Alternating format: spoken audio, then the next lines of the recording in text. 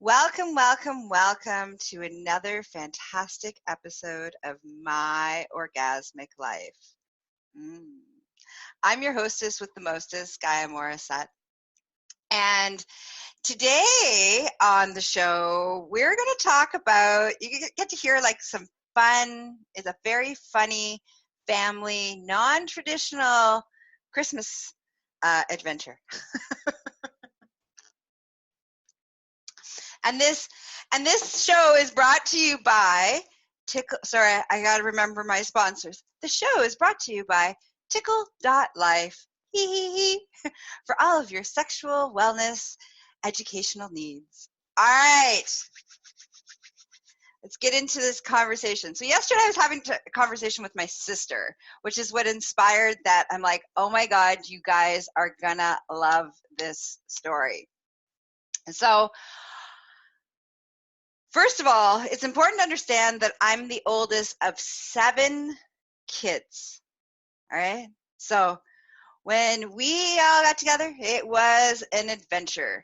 Sometimes fun adventure, sometimes crying adventures, sometimes drama adventures, but it was always adventure nonetheless, all right? So let's go back in time. So what's inspired this conversation is I had a conversation with one of my sisters yesterday, and she was talking about like, what are we doing, what's happening for, Christmas this year. And I've trained my whole family that I have slutty Christmas, which we'll get into tomorrow about what is slutty Christmas and all the adventures of slutty Christmas. But for this purpose today, I was telling her I'm having slutty Christmas, and she's like, well, I think we're going to go out west and, we're not going to get a Christmas tree. And so I said, well, actually this year I'm going to go get a Christmas tree. And I haven't had a Christmas tree, and I don't know, it's been almost like 15 years since I've actually had a Christmas tree, a real Christmas tree. And so, and I'm going to decorate it and turn it into slutty Christmas tree with all sorts of wonderful ornaments. And I'll probably do a live show broadcast while we're decorating the slutty Christmas tree. So stay tuned to, that's on Saturday. Anyways, so back to my story. So we started laughing about, she's like, you remember that time? And I'm like, yeah. So here's the time. Okay, pausing for dramatic effect. All of my listeners that can't actually see me right now, just so you know, I'm wearing this like slutty green elf hat. Some beautiful pearls as always, and a beautiful aqua blue shirt, and I got my beautiful red lipstick, just so you get a picture of like story brought to you by Slutty Elf. I don't want you to feel left out if you can't see me. All right, so here we go. So when I was, I guess, 18, 19, somewhere in that range, we couldn't quite pinpoint how old we were all, but anyways, we decided, actually my mother decided that we were going to go for a drive and go get our Christmas tree, and we were going to go one of those, Christmas tree farms where you cut it down. So it was like a good hour and a half, 2-hour drive to the to the tree farm. So we get there, and it turns out that they've gone out of business and they're no longer open. So my mom decides, and we'll get into the teachable moment about this later. So let's just drop into this for a second. All right, let's let go of any judgment about what's going to happen next. Okay. All right. And we'll talk about that at the end of the live, at the end of the conversation, at the end of the show. So my mom decides, like, well, we've driven all the way here. There's no reason that we shouldn't get a tree. And so I'm like, all right. So because this isn't the first time that we've done trespassing under the guise of our mother. And so, of course, me and my sister were talking about this yesterday. We're laughing about, isn't that interesting? That's an interesting parenting style. So anyways, we climb over. There's like of like the 7 of us, there was 1, 2, 3, 4.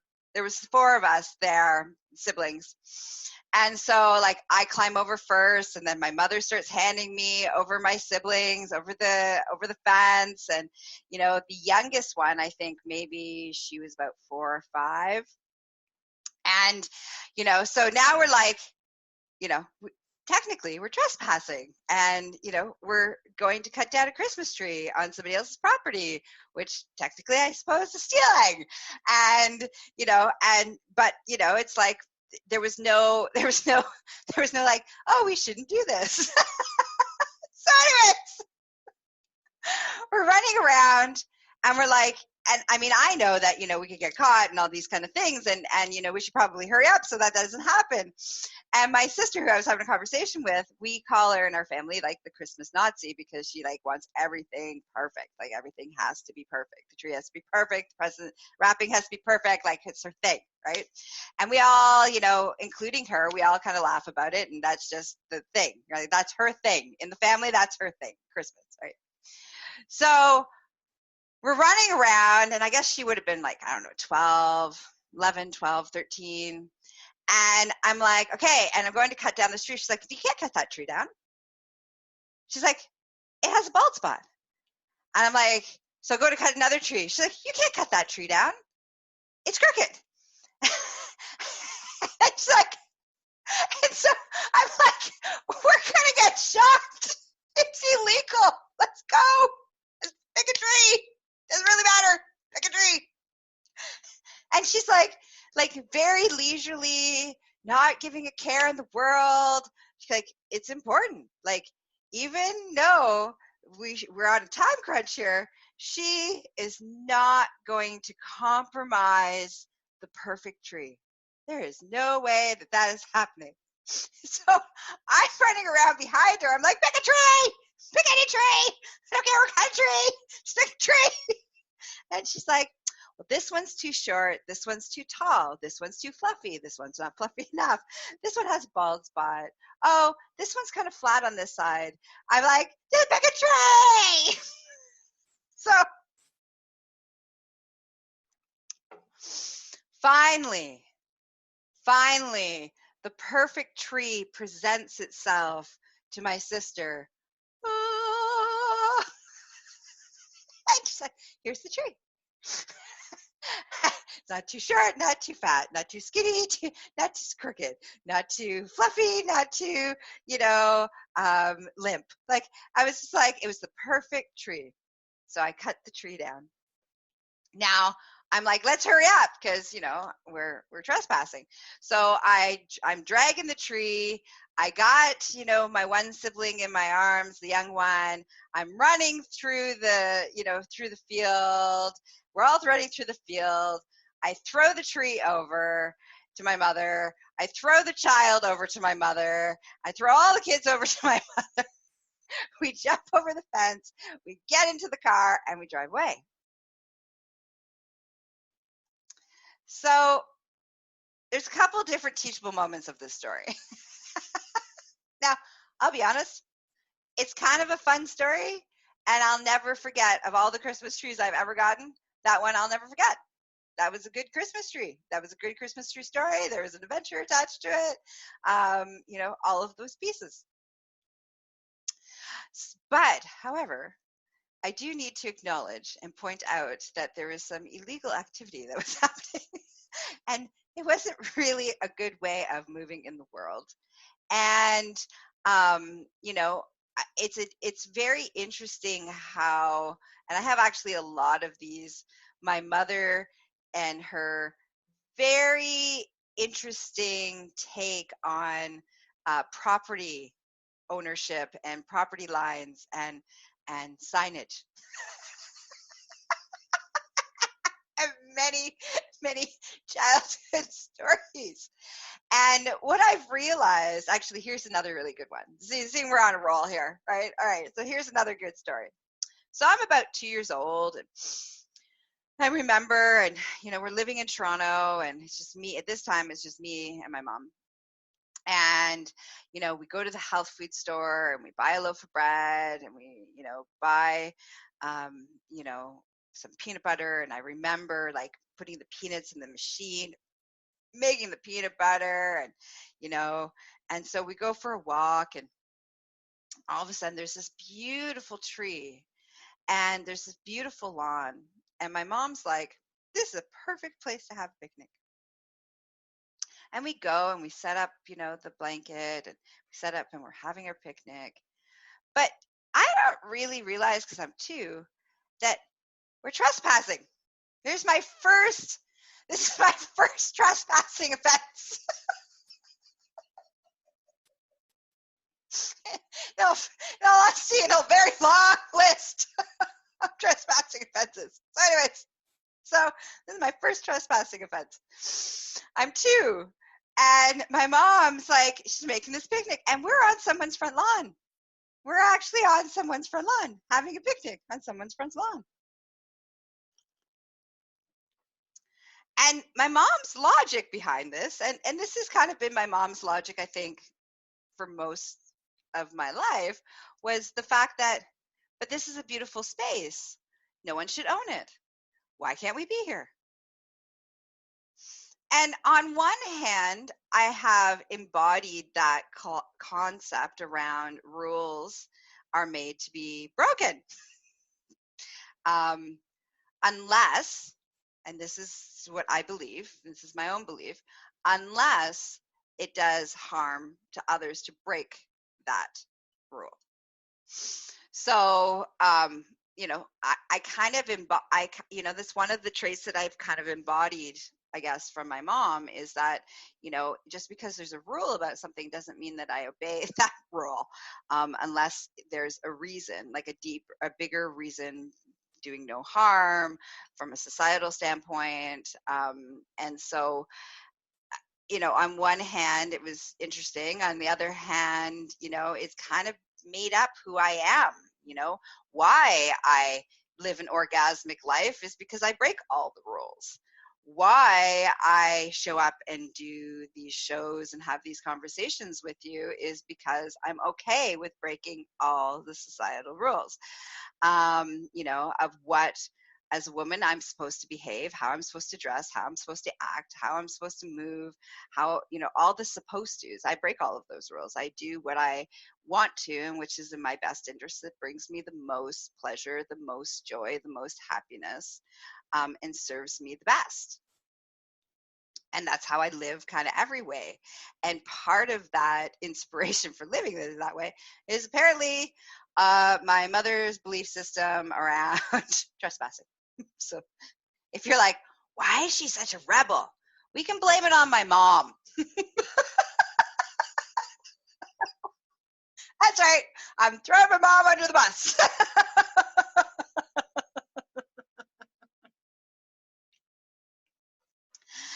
So the moral of the story is everything, who you become, happens in the first 7 years of your life, number one.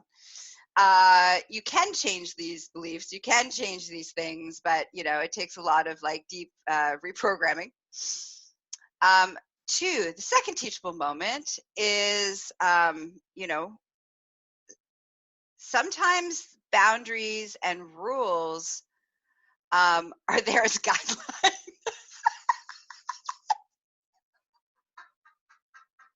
All right, there's just like a loose guideline for us to kind of ask and question and take a moment and question and be like, okay, is this rule, is this here for a reason, and what is that reason?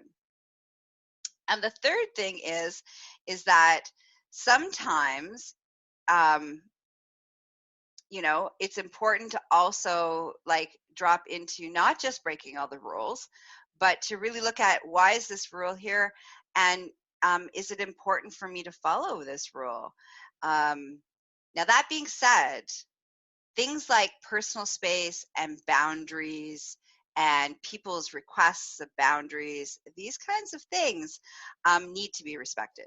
And that's, I think I just wanted to really put that in there, is that, when I'm talking more about societal rules and boundaries. I'm not talking about people's own personal rules and boundaries. People have rules and boundaries for themselves. And if somebody's asked you to respect them, it's important for you to respect them. Even if you don't agree with them, if you really don't agree with them, then you don't actually have to engage or interact with them. But it's really important to respect each other's boundaries. And I think that's where, that whole coming together and, respecting each other comes from. And that prevents us moving into a place of hate. So the moral of the story is ask questions. Just take a moment, check in with yourself. Is this a rule that can be a societal norm and a societal rule that serves me? Is it a societal rule and societal norm that, I can break? And am I okay with consequences? I think that's the other piece of that, is that, when we do break rules, there are consequences to that. And if you can't, if, the saying goes, like, don't do the crime if you can't do the time.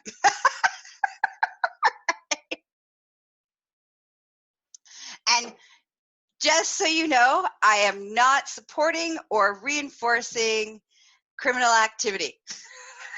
I'm covering my ass here, right? I don't want to hear or see on the news, well, I listened to Gaia's podcast and it inspired me to go break some rules. And so I thought I would, do B&E and steal some stuff that's other people's. Stealing is not okay. That's important to understand. So, I need to say all of those pieces because that wasn't the reason I told you the story. All right. So have a juicy day. May it be filled with a little bit of rebellion. And, but do it from a place of respect of yourself and other people around you. All right. Mwah. Have an orgasmic day. Talk to you soon. Oh, actually, I forgot this part. Almost. I lied. Changed my mind. Okay, so if you want to follow me, we're going to have I'm going to be doing a lot of stuff around Slutty Christmas. So it's going to be quite fun.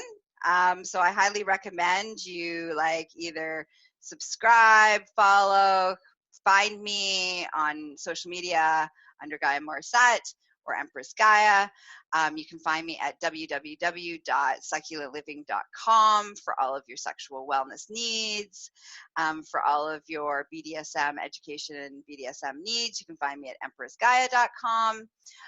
Don't forget to listen and download and, take me on I can be your dirty little secret. Ho, ho, ho, that you take with you to the gym. So you want to follow the podcast and listen to the podcast version of this, the audio version of this in the podcast form. You can do that on Spotify, Apple, Google. I'm on all the platforms, all of the podcasting platforms. All right. And just as a quick reminder, this was brought to you by ticklelife. Hee hee. Now that's it. That's all.